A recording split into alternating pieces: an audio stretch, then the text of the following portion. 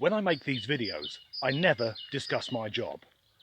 And that's not because I handle sensitive data or do something top secret. It's that my job is piss boring and of no interest to anyone. But yesterday I had to go off site for fire marshal training.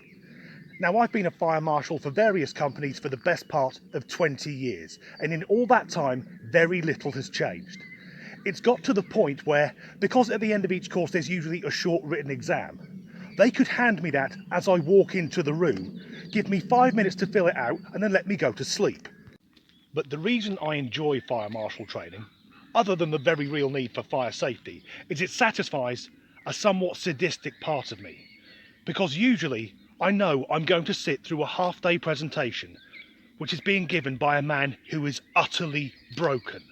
Because he's going to tell the same jokes that he knows won't land, answer the same banal questions and give exactly the same presentation twice a day, every fucking day. And when he gets to the point of his presentation where he's got to press play on the video he's already seen 10,000 times, you can look into his eyes and see a bit of his soul die. But yesterday was one of the rare occasions where you get the exact polar opposite. A man who thoroughly enjoys his job. Now, I'm going to call him Steve, that's not his real name, and to be fair to him, he's a retired firefighter, so huge respect.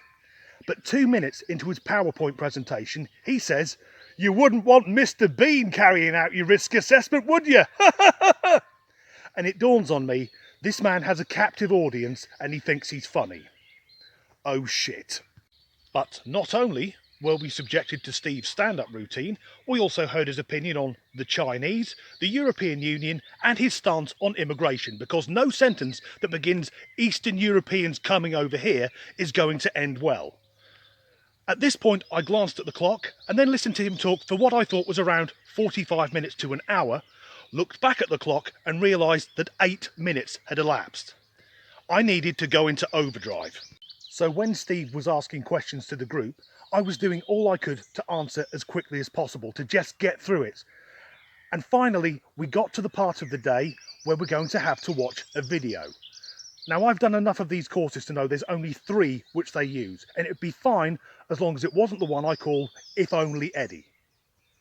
No prizes for guessing which video we watched. So this is a British-made fire safety video from 1996. And that's evidently clear given that the main character has a curtains hairstyle, a lime green shirt and chinos. And I refer to it as If Only Eddie because the narrator starts almost every line with If Only Eddie. But to give it some gravitas, bizarrely, he speaks like it's the trailer for a 90s action movie. As if Bruce Willis is about to smash through the window. For example, if only Eddie hadn't moved the toaster. If only Eddie had attended the fire safety meeting. If only Eddie had been trained to use a fire extinguisher. The plot, as it were, is that Eddie is an office junior, everyone else in the office goes off to a meeting, and then for reasons best known to himself, Eddie goes through to the canteen, whereupon he collects the toaster and puts it on his desk. It then ignites some paper, he panics, picks up a water extinguisher and electrocutes himself. But I have to say, if I was sharing an office with someone making toast next to their computer, I'd want the fucker dead anyway. Near the end of the course is the bit of fire marshal training I enjoy. Actually putting out some fires. So for a moment I can feel like Red Adair or Steve McQueen in the Towering Inferno. Except, Steve the course tutor doesn't have permission to light any fires. So instead, there are now people spraying water at the bottom of a brick-built shed or just discharging large amounts of carbon dioxide for the hell of it, doing our bit to hasten the demise of our planet. And that's the end of this video. If you made it this far, well done. That was my thrilling day yesterday. Hopefully tomorrow there'll be something in the news about conspiracy theories or sex robots and normal service will be resumed. Thanks for watching. And I suddenly fucking shit, bollocks.